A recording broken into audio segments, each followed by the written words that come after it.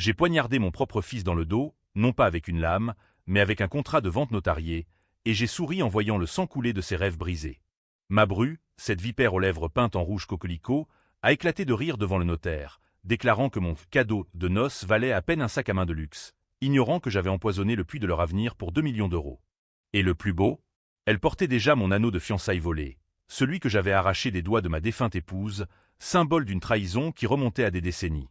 Paris, cette ville des lumières qui n'éclaire que les façades des riches, m'a vu naître et me faner. J'ai 48 ans, mais mon âme en a 100. Je m'appelle Henri Duval, un nom banal pour un homme qui a tout perdu dans les ombres des boulevards Haussmann. Mon fils, Alexandre, 25 ans, était censé être mon legs au monde, brillant, ambitieux, avec ses yeux bleus hérités de sa mère, Élise, que le cancer a emporté il y a 10 ans. La maison de famille à Saint-Germain-des-Prés, ce bastion de pierre blonde acheté avec nos premières économies, était notre sanctuaire. C'est là que nous avions rêvé d'un mariage somptueux pour lui, avec sa fiancée, Sophie Laurent, cette beauté aux cheveux de jais et au sourire qui cache des crocs. Tout a commencé par un secret que j'aurais dû enterrer plus profond.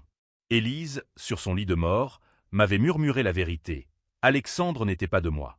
Un amant, un collègue de théâtre qu'elle avait connu lors de ses jeunes années au conservatoire, avait semé la graine de ce mensonge vivant. « Protège-le, Henri », avait-elle supplié, les lèvres pâles. « C'est ton fils dans l'âme. » J'ai obéi, gavant cet imposteur d'amour paternel, payant ses études à l'ENA, effaçant les doutes comme on balaie la poussière des parquets Versailles. Mais les secrets, en France, sont comme le vin, ils fermentent et finissent par aigrir. Sophie est entrée dans nos vies comme une bourrasque printanière sur la Seine. Fille d'un banquier corse, elle exhalait l'odeur de l'argent neuf et des parfums Chanel. Alexandre l'adorait, et moi, je l'ai accueillie comme une fille. Nous dînions sous les lustres en cristal, parlant de Proust et de politique, tandis que dehors, les touristes photographiaient Notre-Dame comme si elle n'avait jamais brûlé. Le mariage était planifié pour l'été prochain. Une cérémonie dans le jardin de la maison, avec un traiteur étoilé et un quatuor à cordes jouant du Debussy.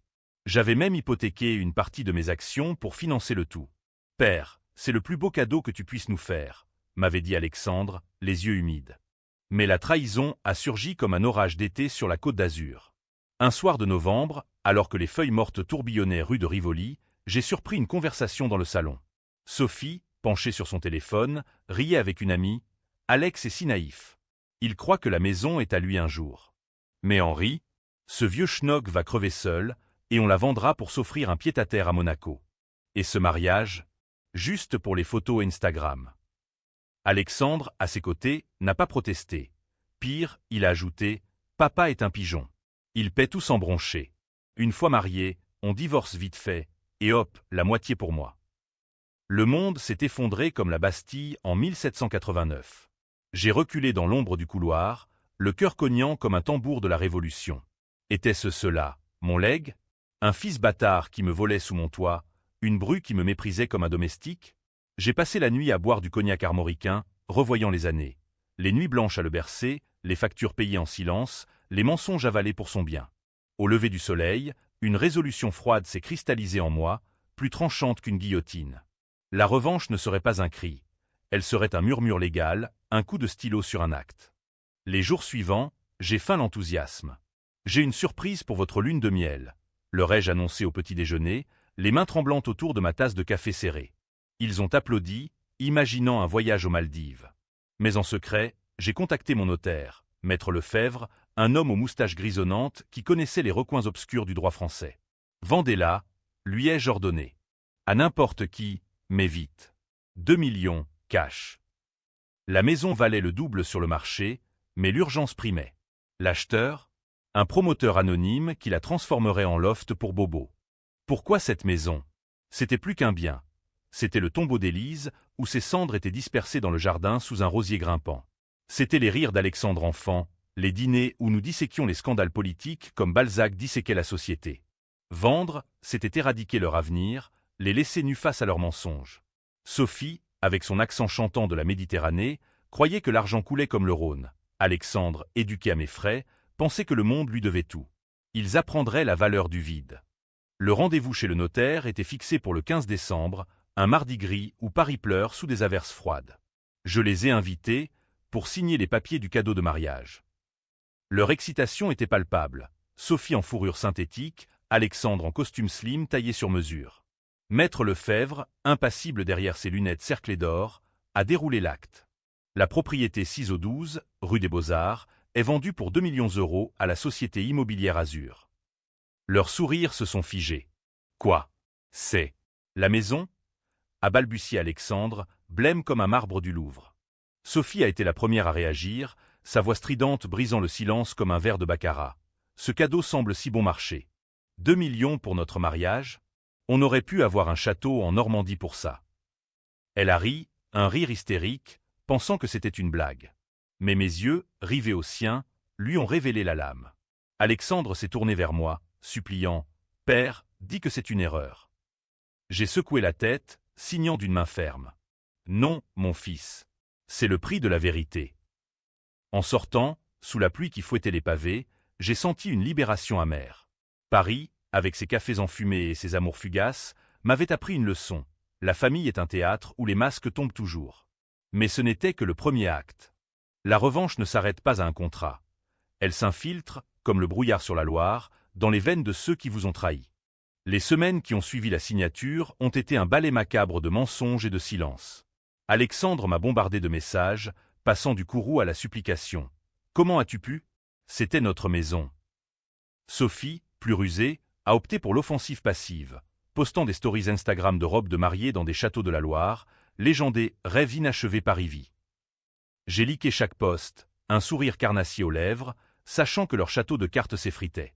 Paris, en décembre, est une ville de contraste. Les vitrines des galeries Lafayette scintillent de lumière, tandis que les mendiants grelottent sous les ponts. Moi, je naviguais entre les deux, un fantôme dans mon appartement haussmannien loué à la hâte. Le secret d'Élise me rongeait plus que jamais. Était-ce pour cela que j'avais géré les dettes de famille, payé les leçons de piano d'Alexandre, supporté ses caprices adolescents? Il avait toujours été le préféré, ce fils qui n'était pas de mon sang, mais que j'avais élevé comme un prince. À l'école, il excellait. À l'université, il draguait les héritières. Et Sophie? Elle était l'incarnation du snobisme français.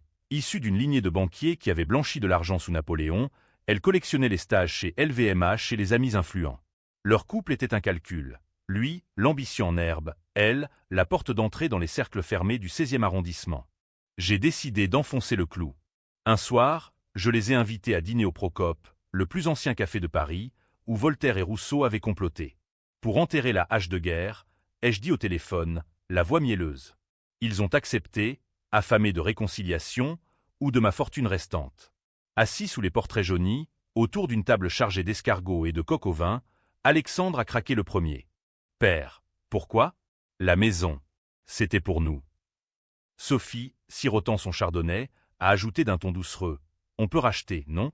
Avec un prêt familial. » J'ai ri, un rire qui a fait tourner les têtes des touristes. Un prêt? Pour des voleurs. Leurs visages se sont décomposés. J'ai sorti une enveloppe jaunie, les lettres d'Élise à son amant, trouvées dans un tiroir secret après sa mort. Lis, Alexandre. Ta mère t'aimait, mais pas de moi. Tu es le fruit d'une erreur, et tu m'as volé ma vie pour la rembourser. Il a pâli, les mots dansant devant ses yeux comme des fantômes. Sophie, pragmatique, a tenté de détourner. C'est du passé. Pense à l'avenir. On peut encore se marier ailleurs. Mais j'avais anticipé. Le lendemain, j'ai appris que l'acheteur, mon promoteur anonyme, était en réalité un vieil ami, un ancien résistant dont le fils était procureur. La maison ne serait pas démolie. Elle serait transformée en musée privé, inaccessible, un mausolée pour mes souvenirs. Et le twist? J'avais inclus une clause. Aucun descendant Duval ne pourrait y entrer sans mon autorisation écrite. Alexandre, banni de son héritage fantôme. La tension montait comme la crue de la Seine au printemps. Des appels nocturnes, des pleurs au téléphone. « Tu me hais, père. » Je répondais par le silence, ce silence français si éloquent, chargé de sous-entendus baudelairiens. Sophie, elle, contre-attaquait avec finesse. Elle a contacté un avocat, alléguant que j'avais aliéné un bien familial sans consultation. Mais maître Lefebvre, maître des arcanes légaux, avait tout verrouillé. La maison était à mon nom seul, Élise l'ayant léguée exclusivement après sa mort. C'est la loi salique des Duval, lui ai-je écrit dans un email laconique. Pourtant, la nuit, dans mon lit froid, les doutes me rongeaient. Étais-je le monstre, ou eux? Paris, avec ses amours adultères et ses duels oubliés, m'offrait des échos. Victor Hugo exilé pour ses convictions, Dumas vengeant les affronts par la plume. Ma revanche était ma comédie humaine, sombre et impitoyable. J'ai commencé à fouiller plus profond. Un détective privé, un Corse taciturne nommé Rossi, m'a révélé les dettes d'Alexandre, des prêts usuraires pour un style de vie qu'il ne pouvait pas se permettre, encouragé par Sophie qui dépensait comme une Marie-Antoinette moderne. Le point de non-retour est survenu à Noël. Invité chez les parents de Sophie à Ajaccio, ils m'ont snobé, postant des photos de festins sans moi. J'ai répondu par un virement, 100 000 € sur leur compte joint, avec un mot, pour votre bon marché, cadeau. Achetez-vous une conscience. Le lendemain, Alexandre a débarqué chez moi, ivre de rage et de pastis. Tu nous ruines. Sophie veut annuler le mariage. J'ai fermé la porte doucement, murmurant, trop tard, mon fils. Le bal a commencé. Dehors, la neige rare de Paris tombait, enveloppant la ville d'un linceul blanc. Ma revanche s'épanouissait, mais au prix d'une solitude plus profonde que l'abîme de la Méditerranée. Étais-je en train de me venger d'eux, ou de l'ombre d'Élise qui mentait encore? L'hiver 2025 s'est abattu sur la France comme une malédiction flaubertienne, avec des grèves qui paralysaient le métro et des manifestations contre la réforme des retraites qui enflammaient les Champs-Élysées. Moi, Henri Duval, j'étais l'île au milieu de la tempête, retranché dans mon appartement du Marais, entouré de livres jaunis et de souvenirs empaquetés dans des cartons. La vente de la maison avait libéré l'argent, mais pas mon esprit. 2 millions d'euros sur un compte suisse, intouchable, un bouclier contre leurs assauts. Alexandre appelait quotidiennement, sa voix passant de l'accusation à la mendicité. « Père, on est à la rue. » Sophie pleure tous les soirs. Je raccrochais, imaginant leur nuit dans un studio exigu du 13e, loin des lustres de la rue des Beaux-Arts. Sophie, cette chasseresse, n'avait pas dit son dernier mot. Elle avait mobilisé son réseau, un oncle diplomate, une tante avocate au barreau de Paris. Une lettre recommandée est arrivée, estampillée d'un cabinet chic de l'avenue Montaigne. Injonction pour aliénation abusive de biens familiaux. J'ai ri, un rire sec comme le Mistral. Maître Lefebvre l'a balayé en une audience express au tribunal de grande instance. Votre fils n'a aucun droit successoral tant que vous vivez, monsieur Duval. Et la demoiselle? Une fiancée n'hérite pas d'un toit. Victoire juridique, mais pyrrhique. Alexandre m'a envoyé une photo de lui, effondré sur un banc de la place de la Concorde, légendé « Ton fils, abandonné ». Le secret d'Élise, ce poison lent, a commencé à suinter dans mes veines. J'ai fouillé les archives familiales, ces lettres cachetées que j'avais ignorées. L'amant de ma femme n'était pas un fantôme anonyme. C'était Paul Laurent, le père de Sophie. Le Corse banquier, l'homme au cigare cubain et aux yachts amarrés à Saint-Tropez. Élise et lui, une idylle passionnée au théâtre de l'Odéon, avant que le devoir ne la ramène à moi, enceinte d'Alexandre. Sophie était la nièce? Non, pire, la demi-sœur. Paul avait une liaison parallèle, semant les graines de 2 trahisons entrelacées. Alexandre et Sophie, amants inconscients d'un inceste caché, manipulés par le destin comme dans une tragédie racinienne. Cette révélation m'a frappé comme un coup de butoir à la tour Eiffel. Étais-je le cocu 2 fois, élevé le bâtard de mon rival pour voir sa fille? Ma bru? Me piller? La revanche a pris une teinte plus sombre, UAM comme les catacombes sous Paris. J'ai contacté Rossi à nouveau. Surveille-les. Tout. Ces rapports arrivaient par email crypté. Alexandre cherchait du travail comme consultant, mais ses CV étaient rejetés. Sophie, enceinte de 3 mois, cachait son état sous des robes amples, craignant un scandale. Enceinte. De mon fils. Le twist m'a noué les entrailles. Était-ce une nouvelle génération de mensonges? J'ai décidé d'agir. Une lettre anonyme à Sophie. Félicitations pour le bébé. Dommage que ce soit du sang Laurent pur. Elle a paniqué, appelant Alexandre en pleurs. J'ai écouté l'enregistrement où Rossi avait ses méthodes. Henri sait tout. Il va nous détruire. Leur panique était ma symphonie, un requiem pour leur union maudite. Le 14 février, jour de la Saint-Valentin, je les ai convoqués au Café de Flore. Paris fleurissait de cœur dans Macaron la durée, mais notre table était un champ de mine. Je sais pour Paul, ai-je lâché en sirotant mon expresso. Silence de mort. Alexandre a nié, bafouillant. Quoi, Paul? Le père de Sophie. Elle, livide, a avoué par bribes, l'idylle d'Élise, le secret partagé en famille corse. C'était du passé, Henri. On voulait juste. La maison, pour recommencer. Recommencer? Sur mes ruines? La discussion a dégénéré en cris étouffés, les serveurs jetant des regards obliques. Alexandre m'a supplié à genoux. Ne dis rien au bébé. Laisse-nous partir. Sophie, les yeux flamboyants. Tu es un monstre. Vendre la maison pour nous punir? C'est criminel. J'ai payé l'addition et suis parti, laissant derrière moi 2 ombres brisées. Dehors, la pluie martelait les pavés, lavant les péchés de la ville. Mais la loi du talion française est subtile, œil pour œil, maison pour maison. J'ai investi les 2 millions dans une fondation, Mémoire d'Élise, pour aider les veuves trahies. Ironie, Alexandre, ruiné, postulerait peut-être pour une aide. Sophie, avec son ventre rond, réaliserait que le bon marché était leur amour vicié. La nuit, hanté par Élise, je me demandais si la vengeance guérissait ou gangrenait. Paris, miroir de mes tourments, répondait par le silence des toits en zinc. Le printemps est arrivé à Paris comme une rédemption tardive, avec les cerisiers en fleurs le long de la Seine et les terrasses bondées de couples murmurant des serments éphémères. Mais pour moi, Henri Duval, c'était la saison des contes. La fondation Mémoire d'Élise a été inaugurée en avril dans un hôtel particulier du 7e arrondissement prêté par un mécène. Des veuves en noir, des juristes en tailleur, ont applaudi mon discours. La trahison n'est pas une fatalité. C'est un choix qu'on peut renverser, comme la Bastille. Alexandre et Sophie n'étaient pas invités, bien sûr, mais ils savaient, un faire-part anonyme les avait informés. Leur vie s'effilochait comme un tricot mal fait. Rossi m'envoyait des photos. Alexandre, barbu et défait, distribuant des CV dans le métro. Sophie, le ventre proéminent, évitant les paparazzis lorsqu'ils flairaient le scandale familial. Le mariage était annulé, annoncé dans un communiqué laconique sur les réseaux, circonstances personnelles. Mais le vrai coup? Le bébé. Une échographie fuitée révélait un garçon, prénommé Paul en l'honneur du grand-père. Inceste ou non, c'était une gifle à mon nom. J'ai décidé d'accélérer la chute. Une entrevue avec Paul Laurent, arrangée via un canal discret. Nous nous sommes retrouvés au Meurice, sous les dorures impériales, face à face pour la première fois. Lui, un sexagénaire bedonnant aux yeux froids comme la mer Tyrrhénienne, m'a tendu la main. Henri, pour Élise. J'ai refusé. Pour le mal que tu as semé.